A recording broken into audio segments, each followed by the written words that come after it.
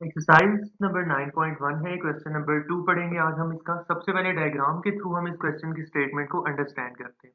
आज के इस क्वेश्चन में आपको दो ऐसी कॉर्ड्स गिवन होंगी जो सेंटर से पास नहीं करेंगी।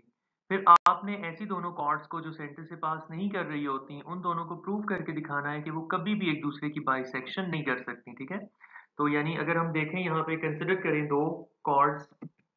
फर्स्ट कॉर्ड है ए बी।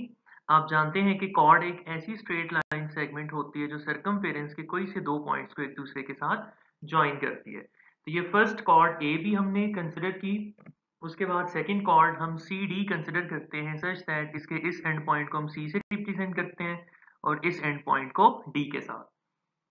अब आपने प्रूव करके दिखाना है। आपको नजर आ रहा है कि अगर यहाँ पे हम सपोज करें कि सर्कल का सेंटर जो है पॉइंट ओ पे है, आपको नजर आ रही है जो कॉर्ड्स हमने ली हैं ये सेंटर से पास नहीं हो रही। तो सेंटर से चूंकि पास नहीं हो रही तो वो एक दूसरे की बाइसेक्शन नहीं कर सकती। ऐसा आपने प्रूव करके दिखाना है। अब है statement, two chords of a circle do not pass through the centre. ये एक इंफॉर्मेशन आपको गिवन है कि दो कॉर्ड्स हैं ए बी और सी डी, वो दोनों सेंटर से पास नहीं हो रही। प्रूव दैट, आपने प्रूव करके दिखाना है they can not bisect each other, वो एक दूसरे की बाइसेक्शन नहीं कर सकती। तो यहां से ये भी रिजल्ट हमें पता चला कि वो कॉर्ड्स एक दूसरे की बाइसेक्शन कर सकती हैं जो सर्कल के सेंटर से पास हो रही हैं। इसके बाद हम जरा गिवन पढ़ते हैं। गिवन में सबसे पहली बात हम बताते हैं, हम लिखेंगे अभी कि point O is the centre of the circle. फिर हम बताएंगे कि दो कॉर्ड्स कौन कौन सी हैं। हम बताएंगे कि फर्स्ट कॉर्ड को लेबल किया as chord A B, second chord को लेबल किया एज कॉर्ड सी डी। और इन दोनों का चूंकि ये सेंटर से पास नहीं हो रही तो देयरफॉर ये एक दूसरे को इंटरसेक्ट करेंगी। तो इनका ये जो पॉइंट ऑफ इंटरसेक्शन है इसको हम रिप्रेजेंट करवा देते हैं ई के साथ। तो इन सारी बातों को हम मेंशन कर देते हैं।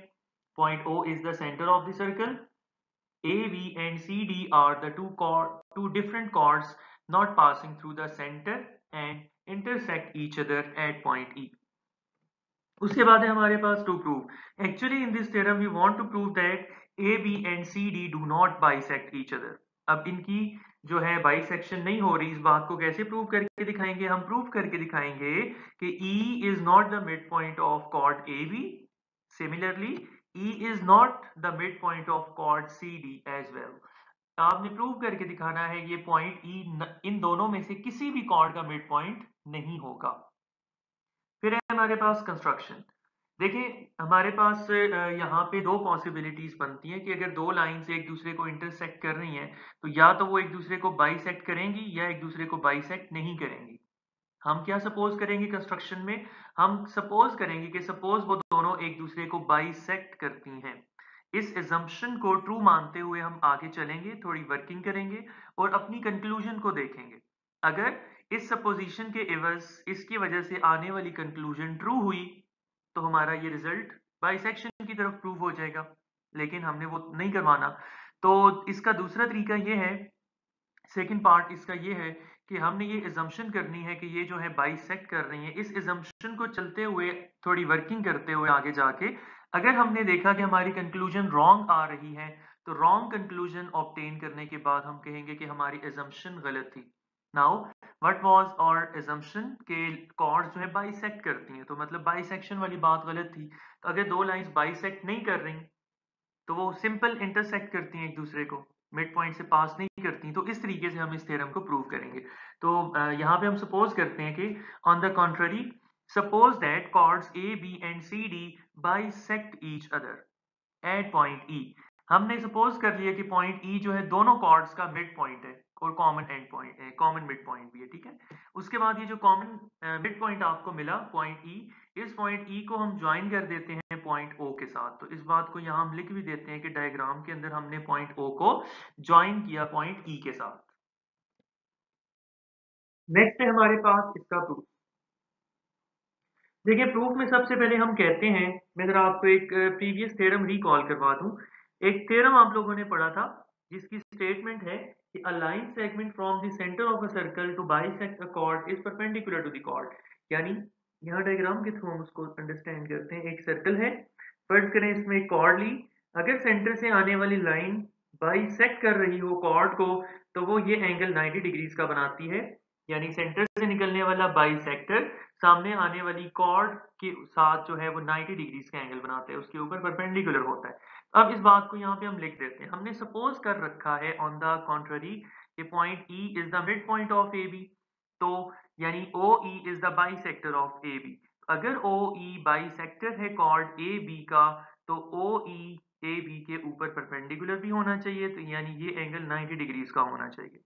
Similarly E is also the midpoint of CD according to construction, हमने suppose कर रखा है, तो ये OE is also the bisector of CD, therefore bisector जो होता है सेंटर से निकलने वाला वो तो कॉर्ड के ऊपर परपेंडिकुलर भी होता है, तो ये एंगल भी 90 हो गया। इस बात को हम यहाँ मेंशन करते हैं as OE is perpendicular from center O to the midpoint E of AB and CD। Reason आगे हमने क्या बताई, a line segment from the center of a circle to bisect a chord is perpendicular to the chord। अगर एक bisector centre से निकलने वाले अगर एक लाइन सेंटर से निकलने वाली लाइन सामने आने वाली कॉर्ड को बाइसेक्ट कर दे, तो ऐसा बाइसेक्टर OE कॉर्ड AB के ऊपर परपेंडिकुलर होता है।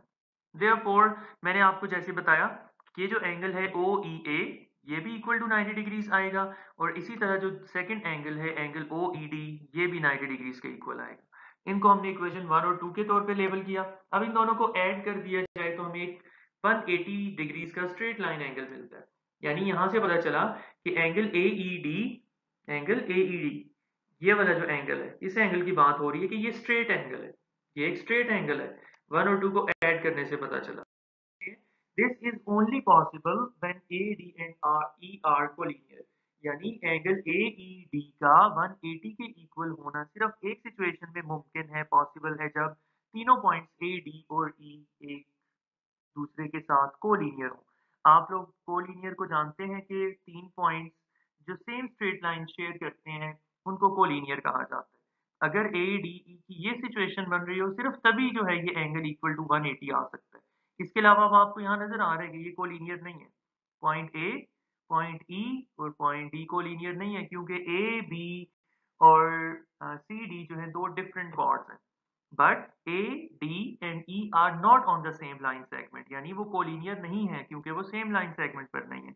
ये हमें गिवन था। गिवन से कैसे मालूम होगा कि ए बी और सी डी जो है वो दोनों डिफरेंट कॉर्ड्स हैं, ठीक है, तो उनके जो पॉइंट्स हैं वो सारे एक दूसरे से डिफरेंट।